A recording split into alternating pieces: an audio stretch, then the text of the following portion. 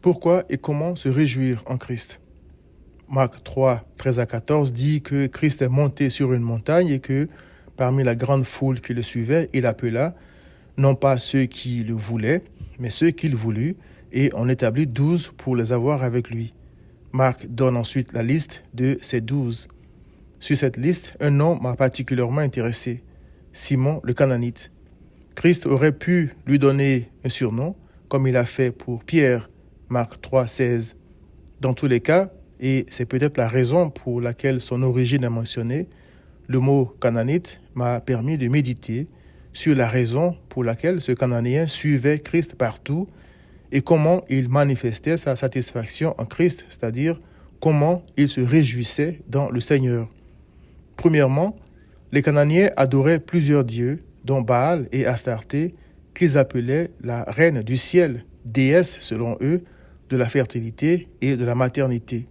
Il est écrit, car elles, c'est-à-dire les nations cananéennes, servaient leurs dieux en faisant toutes les abominations qui sont odieuses à l'Éternel. Et même elles brûlaient au feu leurs fils et leurs filles en l'honneur de leurs dieux. Deutéronome 12, 31. Beaucoup de Juifs se sont aussi livrés à cette abomination. Il est écrit, les enfants ramassent du bois, les pères allument le feu, et les femmes pétrissent la pâte pour préparer des gâteaux à la reine du ciel, selon eux, et pour faire des libations, c'est-à-dire des offrandes et prières à d'autres dieux, afin de mériter. Ainsi parlait l'Éternel en Jérémie 7, 18. Les femmes juives disaient au prophète Jérémie, « Nous ne t'obéirons en rien de ce que tu nous as dit au nom de l'Éternel, c'est-à-dire qu'il leur interdisait l'idolâtrie. Mais nous voulons agir comme l'a déclaré notre bouche, offrir de l'encens à la reine du ciel et lui faire des libations. » Jérémie 44, 16 à 17. C'est pour ces choses-là que l'Éternel a fait périr des Cananéens. Deutéronome 2, 34. Christ a sauvé Simon le Cananite de la colère de Dieu.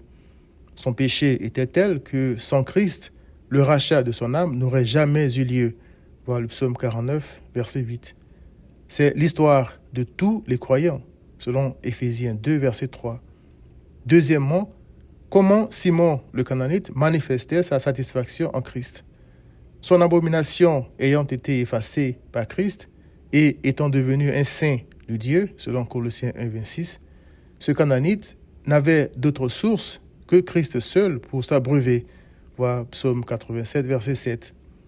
Ayant donc tout en Christ, voir Colossiens 2, verset 10, et étant conscient de la gravité des offenses qui lui avaient été pardonnées, il manifestait sa satisfaction en Christ en le suivant partout afin de ne pas perdre de vue celui qui était la source et l'objet de sa joie. Sa présence dans la foule montre qu'il désirait être constamment dans la présence de Christ. Ça montre aussi qu'il écoutait constamment Christ, méditait sur sa parole et se reposait sur ses promesses.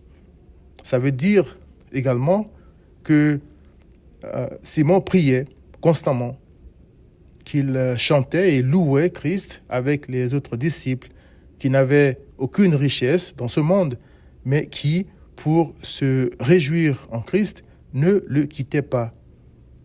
En faisant comme eux, par la grâce du Seigneur, je peux, moi aussi, me réjouir en Christ, quelle que soit ma situation dans ce monde. Viens à Christ.